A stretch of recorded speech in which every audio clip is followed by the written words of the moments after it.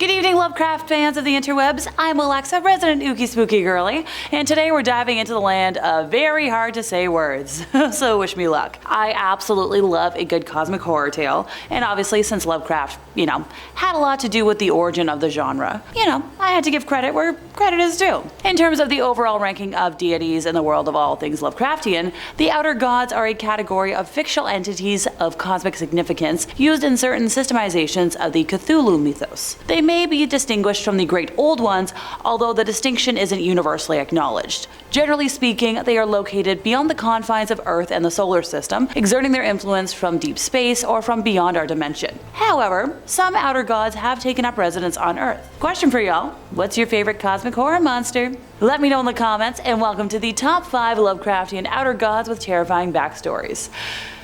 Wish me luck. Number 5, Nyarlathotep. A super fun one to pronounce, I promise, I looked it up. Also known as the Crawling Chaos, he is a fictional outer god in the Cthulhu mythos. Created by, good old H.P. Lovecraft, he made his first appearance in the prose poem of the same name in 1920 and is a spawn of Azathoth. Cripes, I'm getting all the big fun words already today. Lovecraft describes him in his original appearance as a tall, lean man of dead black coloration, wholly devoid of either hair or beard, and wearing as his only garment a shapeless robe of some heavy black fabric. His feet were indistinguishable because of the table and bench, but he must have been shod, since there was a clicking whenever he changed position. The man did not speak, and bore no trace of expression on his small, regular features. Nyarlathotep differs from the other deities in the Cthulhu mythos in a number of ways, because most of the Outer Gods are actually exiled to the stars, like Yibb-Tstll and Azathoth, and most of the Great Old Ones are sleeping and dreaming, like Cthulhu. Nyarlathotep, however, is active and frequently walks the earth in the guise of a human being, usually a tall, slim, joyous man. He has 1,000 other forms and manifestations, many of which have the reputation of being quite horrific and nightmare-inducing. I'll take the joyous man.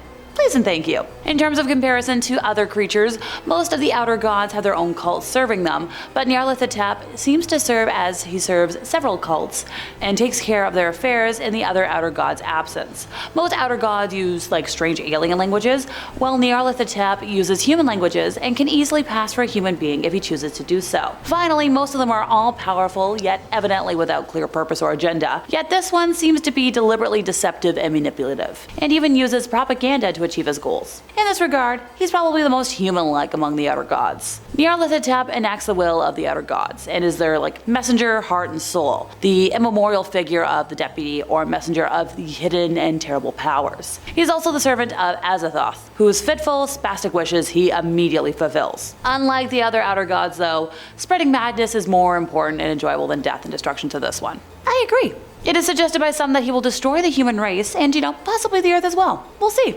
Number 4, Yibb-Tstll. I definitely had to look up how to pronounce that one just to be safe, since it's spelled out like Yibb-Tstll, and I did not want to mess it up because I like my vowels. It's a more obscure god, said to watch at the center of all times as the universe revolves, with only Yibb-Tstll being identified as wiser. Its bodily fluid, called the Black, is a weapon that takes the form of black snowflakes that stick to and smother victims. My kind of snowflakes.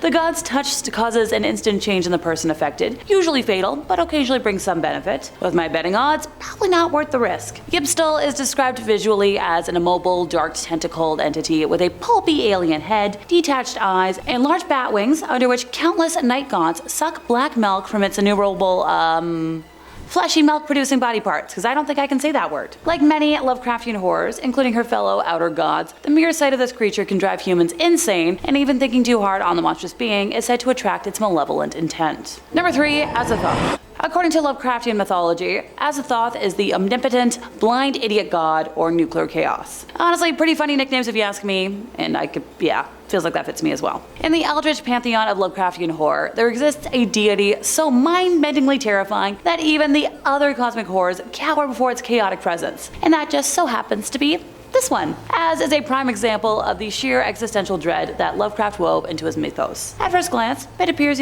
paradoxical. It's the most powerful entity in the entire universe, but it's utterly mindless. Hi. Imagine a cosmic being of inconceivable scale occupying the center of the universe, mindlessly gyrating and flailing like some demented celestial mosh pit. This dance is the chaotic source of creation, a horrific symphony that shapes and reshapes reality without purpose or intention. Az's terror lies in its indifference. It's not malicious, nor benevolent. It's simply beyond any comprehension of morality or reason. It's an entity of pure, incomprehensible chaos, and humanity's existence is but a fleeting note in its eternal cacophony. Lovecraft's writings tell of a court surrounding Az, where lesser deities perform an eternal, maddening dance to keep, the blind idiot god entertained and asleep. Because in the terrifying moments when Az awakens, the very fabric of reality trembles. An awakened Az would spell the end of everything, as the universe would dissolve into chaos. Az's backstory is in many ways a reflection of Lovecraft's own existential dread and fear of the incomprehensible. It serves as a stark reminder of the insignificance of humanity in the grand scheme of the cosmos, a concept that runs as a common theme throughout Lovecraft's work. What makes Az particularly unsettling, though, is the idea that the universe we perceive is just a tiny fragment of a chaotic larger reality. It's as if our understanding of the cosmos is a fragile facade, and behind it lies an abyss of madness. Now, the terror of Az isn't in its malevolence, but in its absolute indifference. It's a reminder that in the vastness of the cosmos, our existence is inconsequential. Az represents the fear of the unknown. The idea that there are forces beyond our comprehension that could extinguish us without a second thought. In essence, Az embodies a Lovecraftian philosophy that humanity's search for knowledge and understanding can lead to madness. The more we delve into the mysteries of the universe, the more we risk encountering entities like Az that defy all logic and reason. So, in the cosmic horror of, the entire Lovecraft universe, Az stands as a testament to the fear of the unknowable, the terror of an indifferent cosmos, and the existential dread that lurks in the darkest corners of our imagination. Or at the forefront if you're me. It's a reminder that in the face of true cosmic horror, there's no salvation, no escape, only madness, so have fun. Number 2, the Hydra. So in the rich tapestry of Lovecraftian horrors, one of the most inscrutable and terrifying entities is definitely Hydra. Although it might not be as immediately recognizable as like Cthulhu or Azathoth, the Hydra is a formidable presence in the cosmic horror pantheon. So in Lovecraftian lore, the Hydra isn't like the mythical multi-headed serpent of Greek legend. Instead, it's a grotesque, multi-dimensional monstrosity, dwelling in the darkest abysses of the cosmos. Its true form defies comprehension, as it exists simultaneously in countless realities and dimensions. Attempting to perceive it entirely would surely drive any mortal to madness. What sets the Hydra apart, though, from other Lovecraftian entities is its insatiable hunger for knowledge.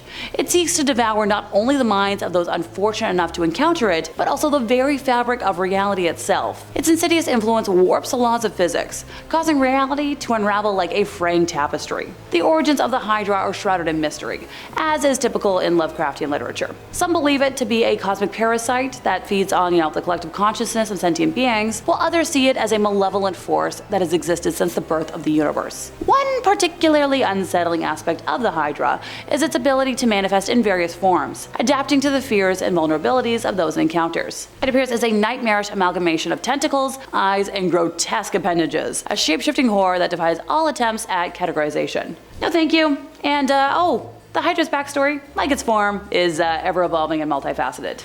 Lucky us. Some interpretations suggest that it was once a benign cosmic force, driven to madness by its insatiable thirst for knowledge, while others propose that it's a malevolent entity that revels in, the suffering and chaos it causes. Regardless of its origin, the Hydra embodies the core themes of Lovecraftian horror. It's another symbol of humanity's insignificance in the face of cosmic forces beyond comprehension. Its insatiable hunger for the knowledge and reality itself underscores the idea that the pursuit of forbidden knowledge often leads to madness and destruction. The Hydra serves as a chilling reminder that there are entities in the Lovecraftian mythos that defy explanation and defy all attempts at understanding. It embodies the existential dread that lurks at the heart of cosmic horror, the fear that there are forces in the universe that are not only beyond our control, but we can't even comprehend them. Number 1, darkness. So, in the vast and shadowy cosmos of Lovecraft, darkness itself emerges as a malevolent force, an entity with a backstory steeped in existential dread. Because, a childhood fear of being afraid of the dark isn't enough. Beyond the physical absence of light, it embodies the fear of the unknown, the abyss that gazes back into the human soul.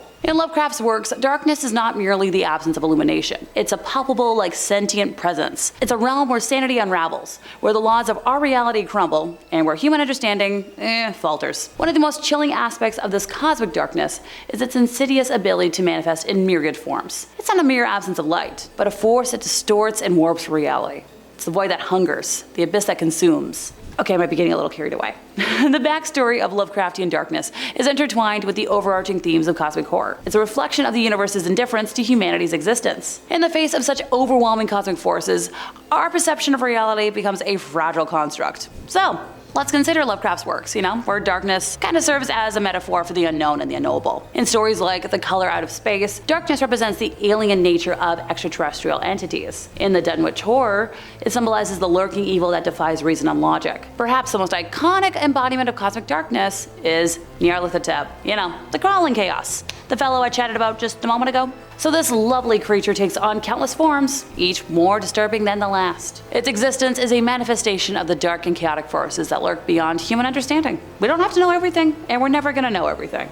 It is what it is. In essence, Lovecraftian darkness is a metaphor for the fear of the unknown and the limits of human comprehension. What makes this darkness truly terrifying is its persistence. It's not confined to the shadows or the absence of light. It seeps into the very fabric of reality. It's a reminder that the boundaries between the mundane and the otherworldly are porous, and the unknown is always lurking, waiting to engulf us. But maybe the most unsettling aspect of this darkness is its ubiquity. It's not confined to a single entity or a specific location. It's a pervasive existential dread that permeates the entire mythos. It's the realization that, in the cosmic horror of Lovecraft, there is no escape. It's a reflection of humanity's fear of the abyss, the terror of the cosmic forces that defy our understanding. Darkness is not merely a physical phenomenon, but a malevolent and sentient presence that lurks in the shadows, waiting to consume all in its path. So, when you contemplate the abyss, remember that it gazes back, and the darkness it harbors is a terror beyond imagination. And sadly, that brings us to the end of our time, and I'm so glad I'm done trying to pronounce words for the day. If you enjoyed my ramblings, could you help us out by giving this video a like, subscribing if you weren't already, hit the bell for more terrifying content from us here at Top 5 Scary Videos, and I'll see y'all next time, you lovely spooky people.